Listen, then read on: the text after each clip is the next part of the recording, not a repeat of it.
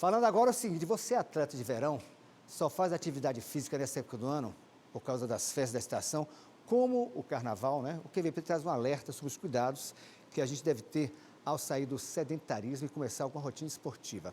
Eu vou conversar aqui agora no estúdio com o educador físico Marcos Brito. Vem para cá, Marcos, tudo bom? Como é que você vai? Tudo em paz? Tudo bom, Casimiro? Bem-vindo ao programa, como é que Tudo vai? jóia? Muita gente passa o ano inteiro sem malhar, né? E chega no verão, quer de uma hora para outra entrar em forma, mas aí não...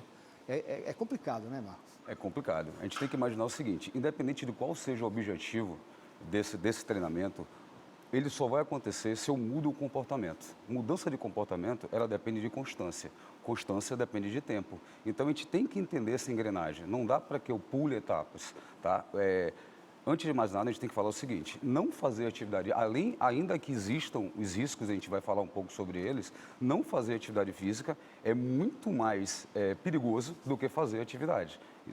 Ficar parado é pior exatamente. do que você... Então, às vezes, as pessoas Mas criam... tem exagero também. Exatamente. Então, as pessoas criam barreiras, tudo que elas querem é não fazer atividade. Então, não vou fazer atividade porque atividade física é perigoso fazer.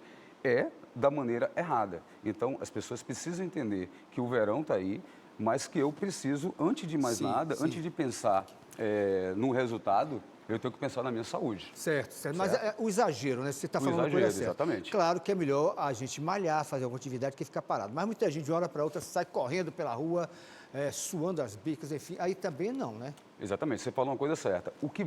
O agravo que pode a atividade física gerar, ela está basicamente ligada à intensidade que essa atividade é feita. Então, quanto mais intensa a atividade, quanto mais despreparado esse organismo, mais risco eu tenho. Então, aquela pessoa que não está preparada, ela tem que começar de forma tranquila. Então, eu não vou começar correndo, eu vou começar caminhando, porque caminhar é mais seguro para a saúde do que eu ficar sentado no sofá. Mas correr, sem o devido preparo, também eu coloco a saúde em risco. Então, o equilíbrio é o ideal. É o certo, pular etapa. Você falou uma coisa interessante. Eu estava lendo outro dia, se eu estiver errado, você me corrige na minha área, de que caminhar é melhor do que correr.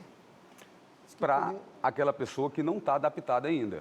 Tá? A corrida, ela vai trazer benefícios. Se eu estou pensando, por exemplo, numa perda de peso, estou pensando em emagrecimento. A corrida, ela vai aumentar essa intensidade e ela vai me trazer resultado. Então, assim, na verdade, Casimiro, não tem uma atividade melhor do que outra se eu analiso ela de forma isolada. Eu sempre tenho que analisar dentro de um contexto. Objetivo, pessoa, histórico. Então, essas análises superficiais, geralmente elas têm algumas falhas. Então, o que é que eu posso falar? Uma pessoa que não está preparada fisicamente e quer começar a fazer alguma coisa, a corrida não é o ideal. A caminhada seria o método mais...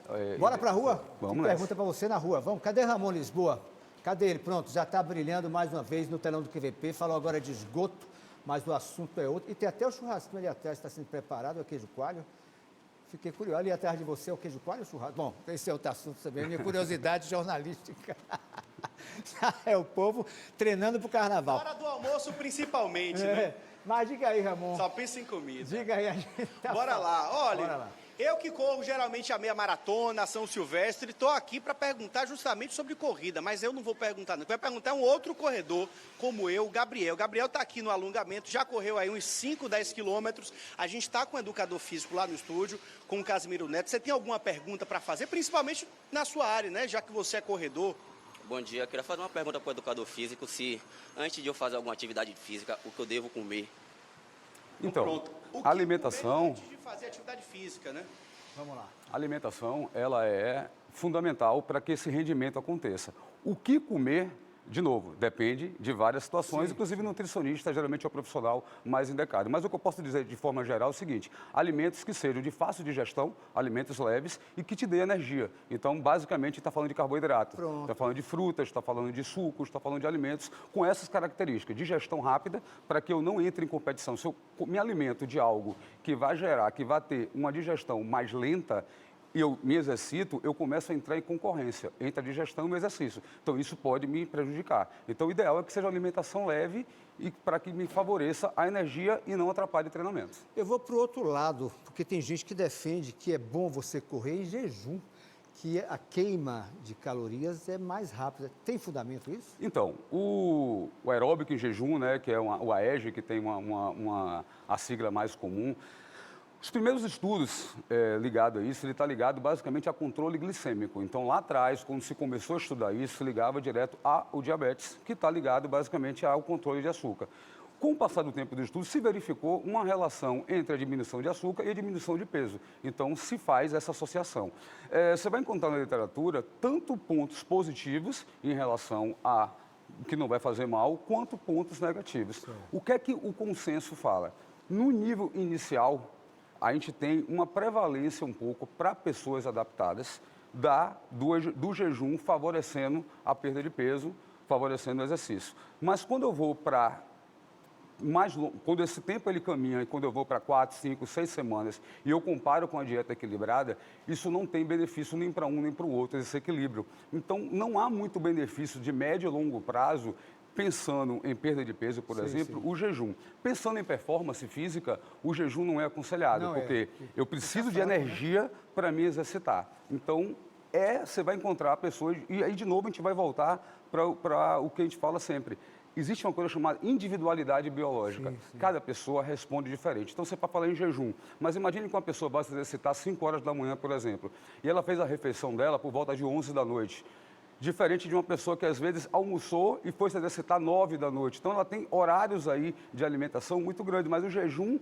Quando que é esse jejum? Que pessoa é essa? Então, de novo, a gente precisa analisar quem é a pessoa, a adaptação dessa pessoa ao alimento, a digestão, enfim, são várias outras variáveis. Vamos fazer o seguinte, bom, eu sei que é uma questão, como você está falando, individualizada.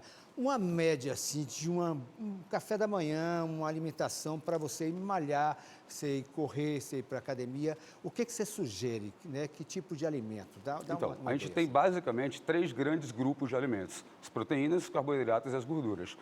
As proporções entre esses alimentos é que vão fazer o segredo. Então, um alimento, vamos falar que a gente está falando do Nordeste, a gente pode ter um café da manhã que tenha raízes, o aipim, a batata doce, o cuscuz, que é um alimento bem nordestino, um suco de fruta da estação, o ovo, o queijo, o pão, que também pode ser. Então, assim, esse é o ideal. O ideal é que você não faça a restrição de alimentos, salvo se você tiver alguma restrição clínica por algum problema de saúde. Mas se você não tem, as dietas que mostram resultados mais duradouros, lembra que eu falei no início, eu estou mudando o comportamento. Se eu estou mudando o comportamento, eu tenho que ter algo que realmente vá fazer.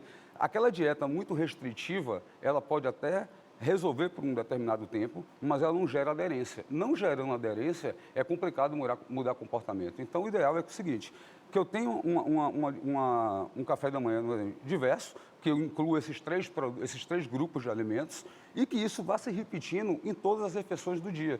Café da manhã, almoço e jantar. Eu sempre tenho uma refeição variada com os 3 grupos. Eu estou falando de proteínas, eu estou falando de carne, eu estou falando de ovos, eu estou falando de leite, carboidratos, estou falando das frutas, dos sucos, das massas, gordura, dos óleos, das leguminosas. Então, sim, isso é o geral que eu posso ter.